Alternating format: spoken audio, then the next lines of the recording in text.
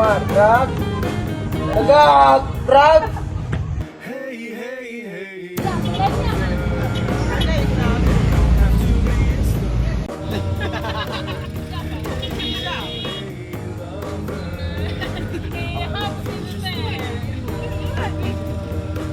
Kami sudah sampai di pengasingan Presiden Soekarno. Oke. Terima kasih ya Pak. Makasih ya Pak. Oke. Nomor 727. Selalu Pak. Oke, Pak.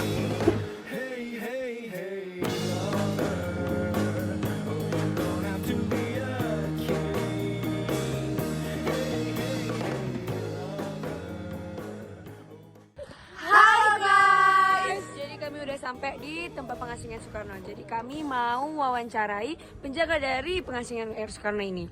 Check it out. Baik, kami dari SMA Negeri 1 Kalenjarepa, Pak, kami siswa kelas 10 ingin mewawancarai beberapa pertanyaan dari pengasingan Soekarno ini. Sebelumnya, boleh Bapak perkenalkan diri? Oke, perkenalkan saya Faisal Amri. Saya adalah pengurus dari Rumah Pengasingan Bung Karno ini. Ya, jadi saya di sini mengurus kurang lebih sudah 4 tahun. Ya, seperti itu. Atau mau kita langsung ke sejarahnya, boleh? Ya. Jadi sejarah beliau di Tanah Karo ini sangat singkat. Jadi saya ngasih penjelasan singkat aja ya. Ya. Hanya 12 hari, ya 12 hari beliau diasingkan di sini. Beliau dijemput paksa oleh Kolonel Panlong, tepatnya pada tanggal 28 Desember tahun 1948. Ya, jam 7 pagi beliau disuruh berkemas oleh Kolonel Panlong untuk segera diasingkan. Jadi dengan alasan untuk keamanan negara pada masa itu, ya, bahwasanya Belanda akan mengeksekusi mati para pemimpin negara kita itu, ya. Jadi beliau itu diasingkan semata-mata dengan membawa sebagai keamanan negara. Jadi waktu 1948 itu sudah mulai terjadinya G30 SPKI, ya. Jadi beliau atau Belanda mengasingkan beliau itu ke beberapa daerah, ya. Jadi yang diasingkan di sini adalah Bung Karno, Sultan Syahrir dan Haji Agus Salim, ya. Haji Agus Salim dan Bung Hatta Asad Randikdo itu diasingkan di Pulau Bangka, ya. Dan beliau-beliau itu adalah wakil presiden RI pertama dan menteri-menterinya pada masa itu, ya. Jadi mereka diasingkan berbeda tempat. Beliau diasingkan di Sumatera Utara, tepatnya di Tanah Karo, ya. Dan di rumah inilah beliau diasingkan. Rumah ini berukuran 10 kali 20, terdapat 3 kamar tidur, termasuk kamar beliau selama diasingkan di sini, ya. Jadi bangunan ini dibangun sejak tahun 1917, ya, dan mulai berfungsi tahun 1937. Ya, pada masa itu Belanda belum melakukan penjajahan, ya, atau hampir sudah mendekati penjajahan. Dan area ini dulunya tempatnya paling tinggi, dan di area lingkungan ini dulunya hutan-hutan pohon cemara atau pinus. Tidak ada perumahan warga pada masa itu, ya. Dan area ini juga sebagai tempat wisata oleh kolonial Belanda pada masa itu, karena yang membangun ini adalah seorang tentara Belanda, ya. Dan itu jabatan itu seorang perwira, ya. Dia membangun ini sebagai tempat wisata para menir Belanda pada masa itu, ya. Dan selama 12 hari di sini beliau itu paling senangnya di gazebo sana. Itu ada sebuah gazebo. Gazebo itu adalah tempat favorit beliau pada saat sore.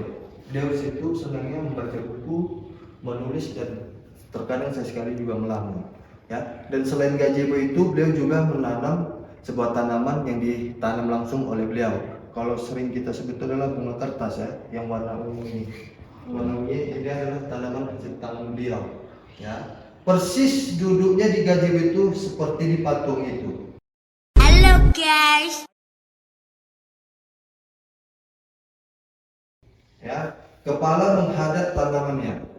Jadi beliau sukanya duduknya seperti di patung itu, ya. Dan patung ini adalah monumen di mana seseorang pernah menyinggahi di suatu daerah, ya, termasuk beliau. Beliau adalah presiden RI kita pertama. maka dibuatlah monumennya karena beliau pernah menginjakkan kaki di sini ya, di Tanah Karo ini.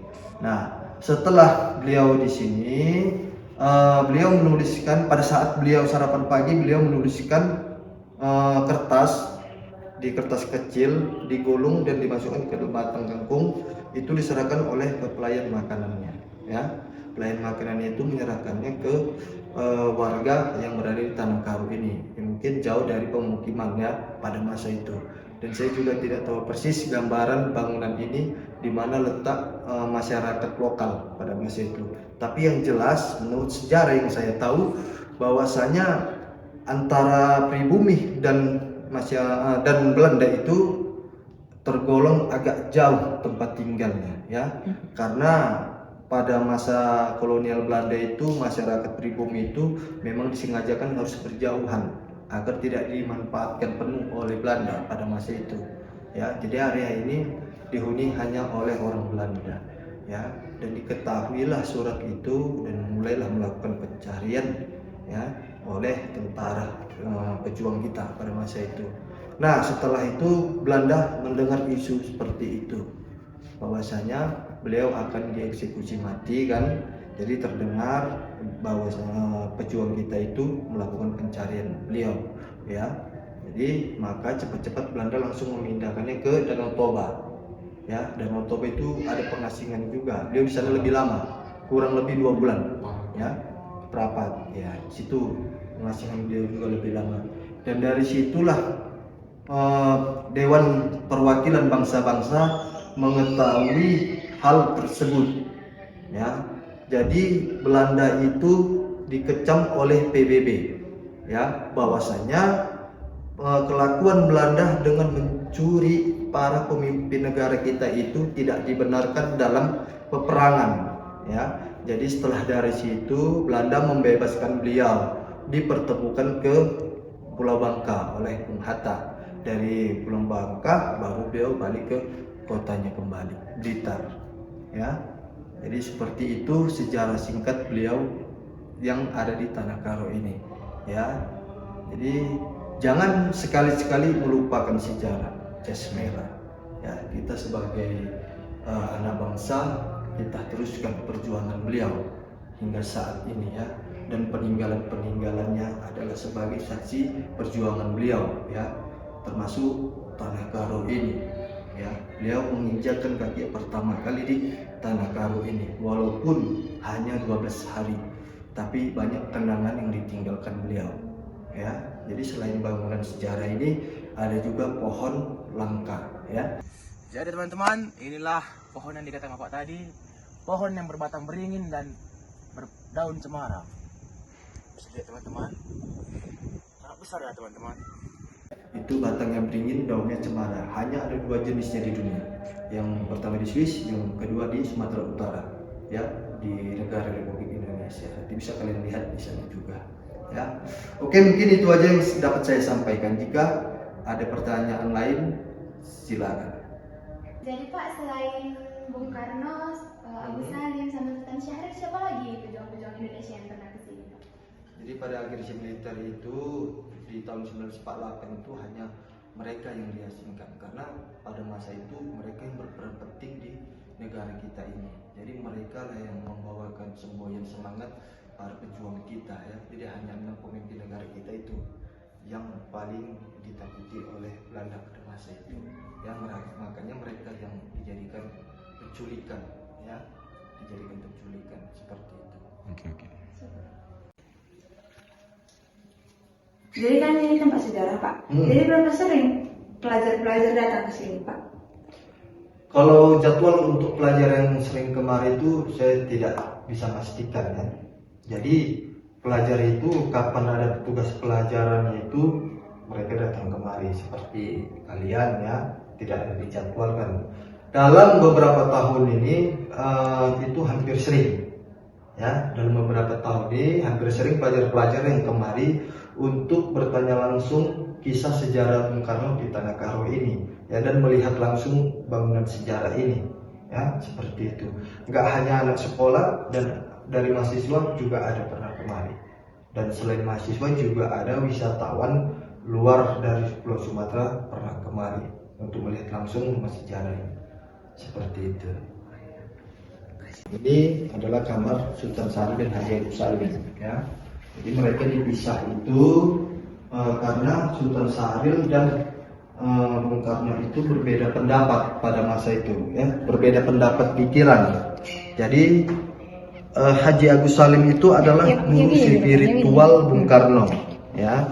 Setiap Bung Karno ada permasalahan selalu ngadu ke Haji Agus Salim, ya. Haji Agus Salim itu adalah guru spiritualnya, yang artinya guru, maksudnya penenang, ya, penenang dia, ya, bukan tentang aura mistis, ya, bukan. Itu sebagai penenangnya. Jadi setiap ada pemikiran yang tidak sepan oleh Bung Karno, Haji Agus Salim lah yang meluruskannya, seperti itu. Jadi Haji Agus Salim diletakkan di kamar ini bersama Sultan Syaril untuk bisa meluruskan pikiran Sultan Syaril pada masa itu, ya, sebelum akhirnya mereka disatukan kembali, seperti itu. Oke? Ayo. Kira-kira tempatnya ini dulu menyatu dengan Bukit Kubu atau tidak, Pak? Ada ini menyatu, sekarang ini sebenarnya menyatu sebenarnya dengan Bukit Kubu, ya. Tapi Bukit Kubu pada masa itu belum ada, ya. Masih hutan pinus juga, ya, seperti itu. Jadi karena ini dikelola pemerintah dan Bukit Kubu dikelola oleh swasta, ya, maka terbatas, ya. Bukit Kubu dulu juga ada, itu bangunan langkai juga ada, itu setahu saya itu bangunan tahun 1940 juga, ya, seperti itu. Jadi hanya ada hutan pinus dan hanya beberapa bilik rumah aja, ya, belum besar seperti sekarang ini, ya, seperti itu. Jadi yang kita injak ini atau kita berdiri di sini adalah ruang makan, ya, ruang makan. Disinilah tragedi di mana beliau menuliskan sebuah surat tadi itu yang digulungnya ke dalam batang kampung. Ya, disinilah lokasinya. Dan ini adalah meja makan gambaran dulu. Ini sudah replika, ya. Ini sudah replika, jadi seperti zaman di mana dulu meja ini berada di sini. Ya, ini replikanya seperti itu. Oke, jelas?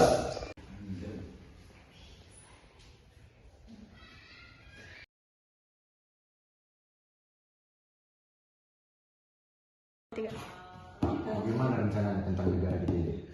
Jadi saya sudah menyiapkan banyak sekali rencana sebenarnya.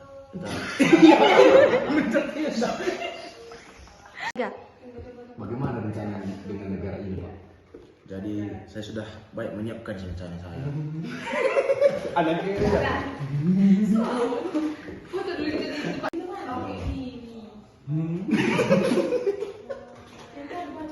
Cepatlah. Apa saja tempat-tempat yang menarik atau yang unik yang mungkin berada dari tempat ini? Tempat yang menarik dan unik di tempat ini adalah kamar beliau, ya. Yang tempat menariknya adalah monumen, ya. Tempat menariknya monumen, ya. Karena monumen itu sebagai tempat menarik bagi wisatawan, ya.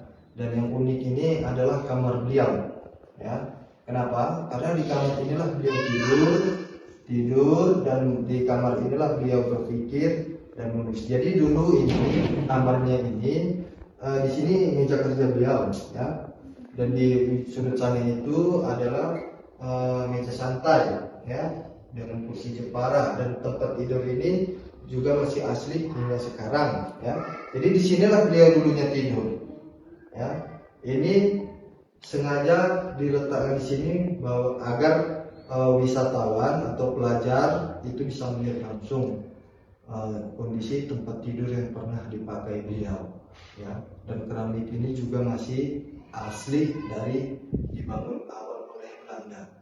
Jadi keramik inilah dia juga pernah menginjakkan kakinya selama dia singgah di sini, ya. Karena bangunan ini sudah menjadi museum, jadi sudah ditambahkan beberapa furnitur, ya, untuk melengkapinya, dan ada beberapa tulisan literasi, dan ada semua maket bangunan yang bisa kalian lihat. Itu adalah maket bangunan sejarah, ya. Begitulah bentuknya rumah sejarah ini, ya. Mungkin itu aja yang bisa saya sampaikan.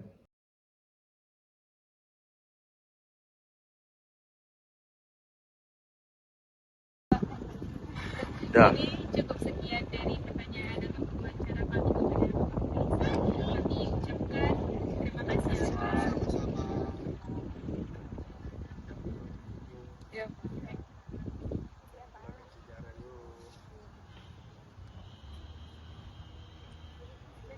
Dah.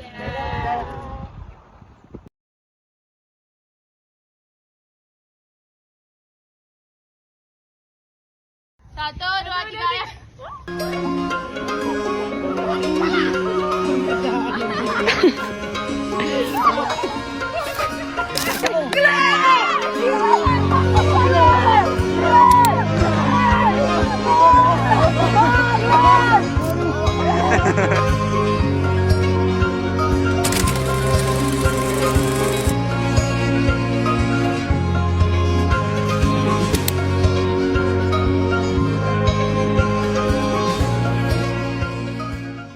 Boro, gambar merah putih. Pada bendera merah putih. Tangan lagi. Tangan lagi. Oke. Boro, bendera merah putih. Rumput, blok. Indonesia Raya. Go. Blok. Kepada pemimpin upacara hormat, gerak. Gerak, gerak. Buat apa dulu?